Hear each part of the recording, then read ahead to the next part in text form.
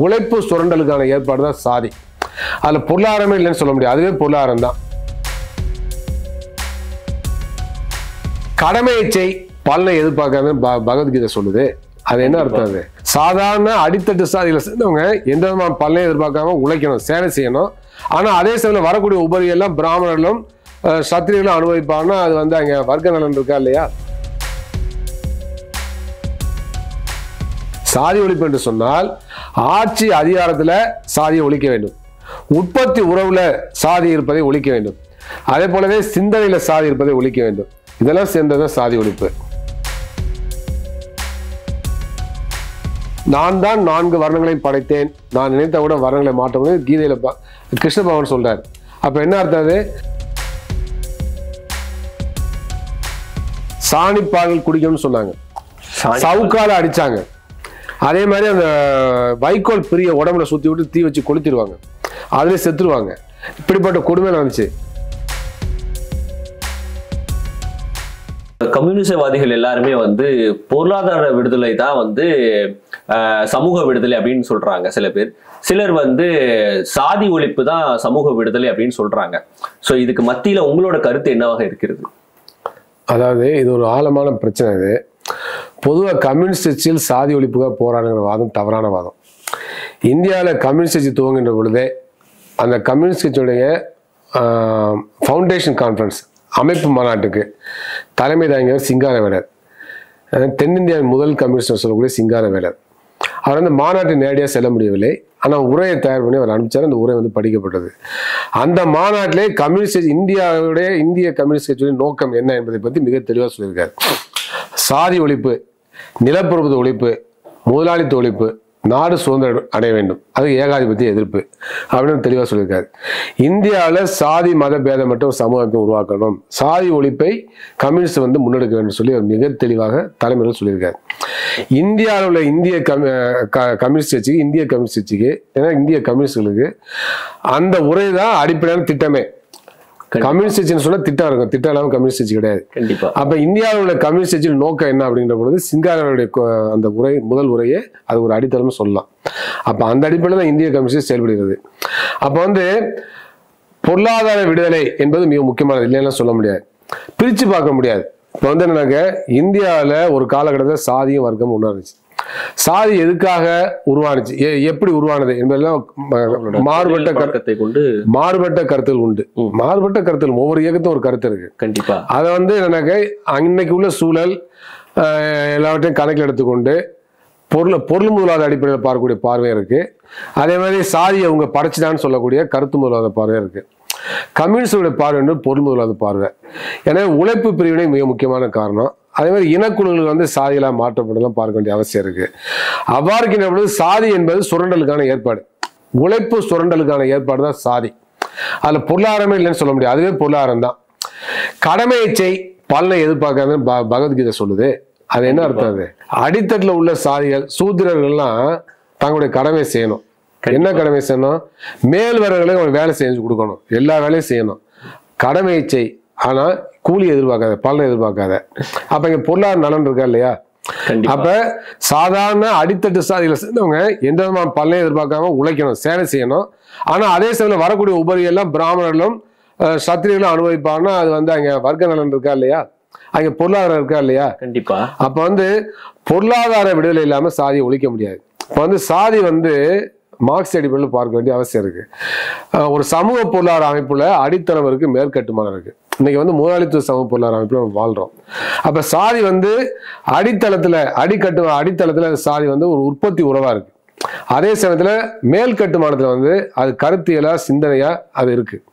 அப்ப சாதி வந்து கருத்தியல் ரீதியாகவும் இந்த சமூகத்துல இருக்கு. அதே சமயத்துல உற்பத்தி நடவடிக்கையில மூலமா உருவாகக்கூடிய உற்பத்தி உறவுல சாதி வந்து இருக்கு.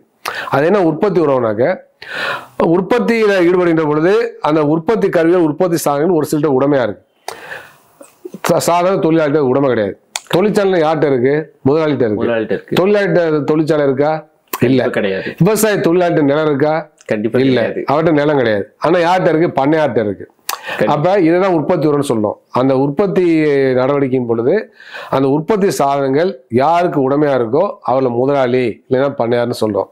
அதே போல அந்த உற்பத்தி சாதனம் இல்லாதவங்களை வந்து விவசாய தொழிலாளி இல்லைன்னு சொல்ல பண்ணை அடிமை இல்லைன்னா கூலி தொழிலாளி அப்படின்னு சொல்றோம். கண்டிப்பா. அதே மாதிரி உற்பத்தியில் வரக்கூடிய பலன்களை பெறுவதிலையும் வந்து வர்க்க ரீதியான வேறுபாடு இருக்கு நுகர்வுல.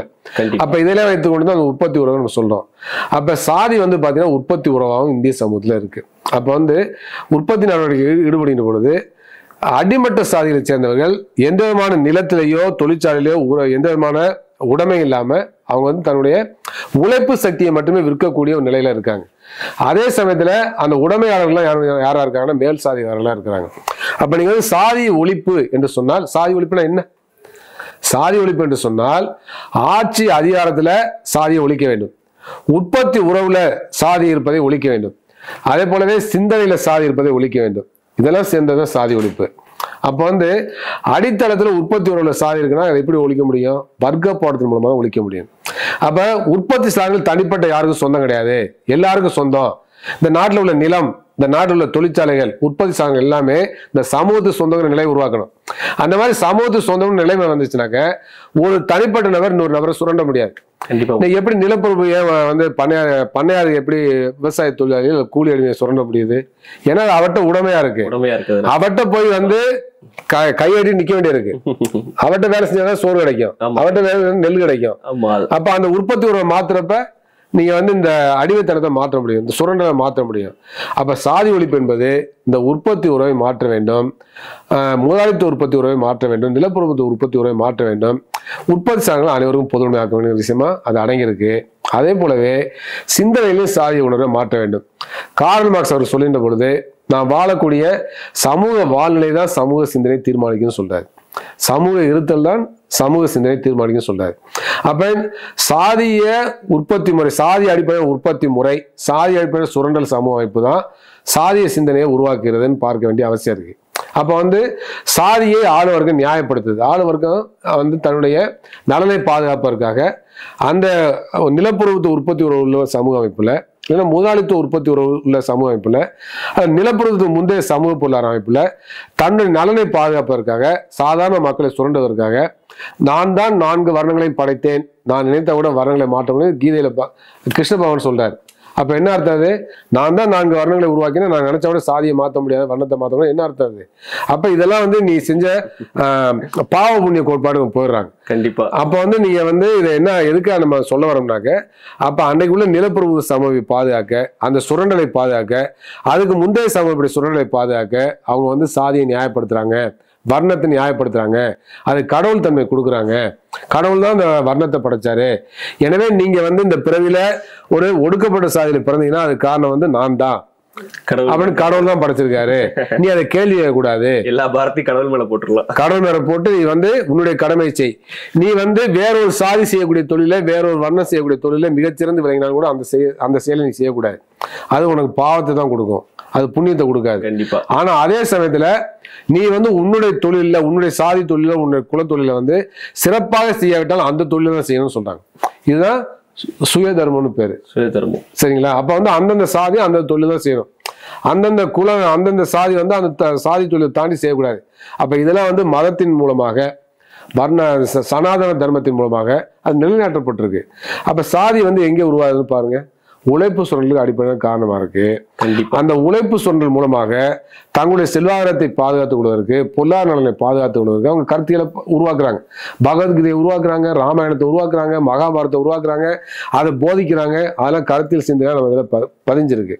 அப்ப வந்து சாதி வந்து அடித்தளத்தில் உற்பத்தி உறவா இருக்கு, மேல் கட்டுமானத்தை சிந்தனையா இருக்கு, அதை மாற்ற வேண்டிய அவசியம் இருக்கு. இன்றைக்குள்ள சமூக பொருளாதார அமைப்புல இன்றைக்குள்ள அரசு சாதியை பாதுகாக்கிறது. மோடி அரசு செய்தா இல்லையா? மோடி அரசு செய்தா இல்லையா? கண்டிப்பா. அப்ப ஆட்சி இடத்துல அதிகாரமே அரசு சாதியை பாதுகாக்குதா இல்லையா? கண்டிப்பா. அப்ப வந்து சாதி ஒழிப்புனா பிராடா பார்க்கணும். அப்ப சில பேர் தவறா புரிஞ்சுட்டு சொன்னாங்க. காலகட்டத்துல வந்து யங்ஸ்டர்ஸ்க்கு மத்தியில சாதின்ற ஒரு விஷயம் எப்படி போய்கிட்டு இருக்குன்னு நினைக்கிறீங்க? ஏன்னா இப்ப கலப்பு திருமணமாகட்டும், அதில் நடக்கிற அந்த ஒரு கைகலப்புகள் நிறைய நடந்துகிட்டு இருக்கு நம்ம சமூகத்திலே. இதை வந்து எந்த மாதிரி ஒரு இடத்துக்கு எடுத்துட்டு போலாம், என்ன இருக்க ஒரு தீர்வா நம்ம பார்க்கலாம்? அதுக்கு வரது முன்னாடி இந்த பிரச்சனையை சொல்லிடுறேன். அப்ப வந்து கம்யூனிஸ்ட் நம்மளுக்கு எங்களுக்கு வந்து ஆழ்ந்த புரிதல் இருக்கு. சாதி எவ்வாறு தோன்றியது, மதம் எவ்வாறு தோன்றியது என்பதை வந்து பொருள் முதலாளர் கண்ணோட்டத்தில் தெளிவாக புரிஞ்சிருக்கும். எனவே என்பது சாதி ஒழிப்பு என்பது உற்பத்தி உறவை மாற்றுவது, சிந்தனையில மாற்றம் கொண்டு வருவது. எனவே அடித்தளத்தை மாற்றுவதற்கான வர்க்க போராட்டத்தை நடத்துவது, கருத்தியலை மாற்றுவதற்கு தேவையான பண்பாட்டு மாற்றங்கள் உருவாக்க பண்பாட்டு போராட்டத்தை நடத்துவது, அதுபோல ஆட்சி அதிகாரத்தில் அரசியல் இருக்கக்கூடிய சாதி உணர்வு, சாதி ரீதியான செயல்பாட்டை மாற்றுவதற்கு அரசியல் அதிகாரத்தை கைப்பற்றுவது, இந்தியாவில் ஒரு சோசியலிச சமூகத்தை படைப்பது என்பதுதான் நோக்கம். அப்ப சாதியை எப்போ ஒழிக்க முடியும்னாக்க, நீங்க முதலாளித்துவ உற்பத்தி உறவை ஒழிக்கணும், முதலாளித்துவத்தை ஒழிக்கணும். அதை ஒழிக்காம சாதி ஒழிக்க முடியாது. அதனாலதான் வந்து இந்திய கம்யூனிஸ்ட் கட்சி, மார்க்சிஸ்ட் கம்யூனிஸ்ட் போன்ற இடதுசாரிகள் சமூக மாற்றத்திற்காக வர்க்க போராட்டத்தை முன்னால் நிற்கிறோம். ஆனா அதே சமயத்துல அவ்வப்பொழுது இருக்கக்கூடிய சாதிய பிரச்சனையும் முன்னின்று அந்த பிரச்சனையை தலையிடுறோம். இப்ப தமிழ்நாட்டில் பாருங்க, பல தீண்டாமை பிரச்சனையாக இருக்கட்டும், பல கிராமப்புறங்களில் இருக்கக்கூடிய கொடுமைகளாக இருக்கட்டும், கம்யூனிஸ்ட்ல முன்னால இருக்கிறாங்க. கண்டிப்பா நீங்க கண்கூட பார்க்கலாம். நான் ஏற்கனவே சொன்னேன், சீனிவாச ராவ் பண்ணையார் வந்து வாடின்னு கூப்பிட்டா வாடான்னு கூப்பிட்டு சொன்னாரா இல்லையா? அது வந்து சுயமரியாதை போராட்டமா இல்லையா? அது சாதிய திமுருக்கு எதிரான போராட்டமா இல்லையா? அதே மாதிரி விவசாய தொழிலாளி, அதுவும் தலித் தொழிலாளிகள் தான் சொன்னதை கேட்கலனாக்க, குறித்த நேரத்தை வேலைக்கு வரலனாக்க அவங்களுக்கு என்ன கொடு, சாணிப்பால் குடிக்கணும்னு சொன்னாங்க, சவுக்கால அடிச்சாங்க. அதே மாதிரி அந்த வைக்கோல் பிரிய உடம்புல சுத்தி விட்டு தீ வச்சு கொளுத்திடுவாங்க, அதுல செத்துருவாங்க.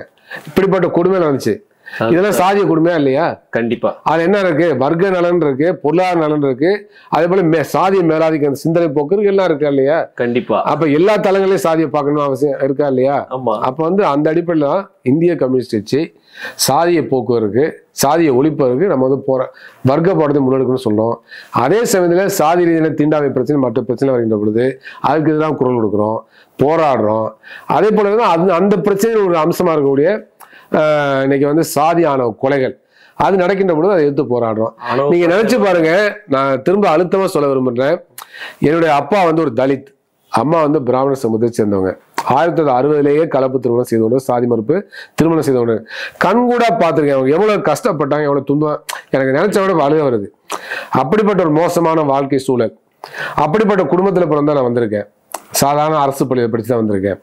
இன்னைக்கு வந்து ஒரு கம்யூனிஸ்ட் கட்சியில மாநில நிர்வாகக்குள்ள இருக்கேன். வேற எந்த கட்சியிலாச்சும் இந்த பொறுப்பு நான் வந்திருக்க முடியுமா?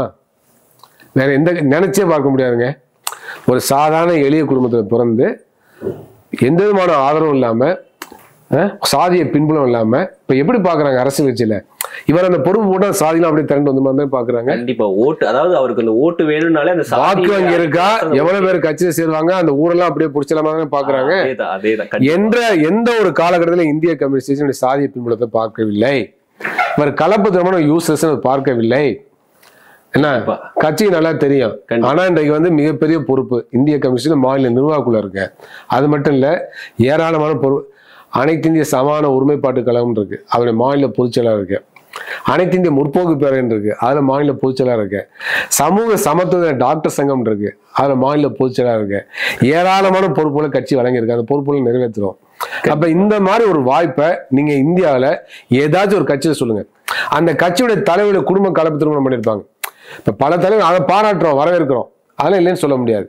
ஆனா அந்த மாதிரி இருக்கக்கூடிய பல முதலாளித்துவ அரசியல் கட்சிகள்ல நீங்க மிகப்பெரிய அதாவது மிகப்பெரிய கார்பரேட்ல ஆதிக்கம் செலுத்தக்கூடிய ஒரு கட்சியில சாதாரண கிராமப்புறத்துல பிறந்து, ஒரு ஆசிரியர் குடும்பத்துல பிறந்து, அதுவும் கலப்பு திருமண தம்பதியில குழந்தையா பிறந்து அடித்தட்டுல இருந்து வந்தவங்க வந்து இந்த மாதிரி ஒரு மிகப்பெரிய மாநில பொறுப்புல இருக்க முடியுமா? அதுக்கான வாய்ப்பு கொடுத்துருக்கான்னு நீங்க சொல்லுங்க, நான் சேலஞ்ச் பண்றேன்.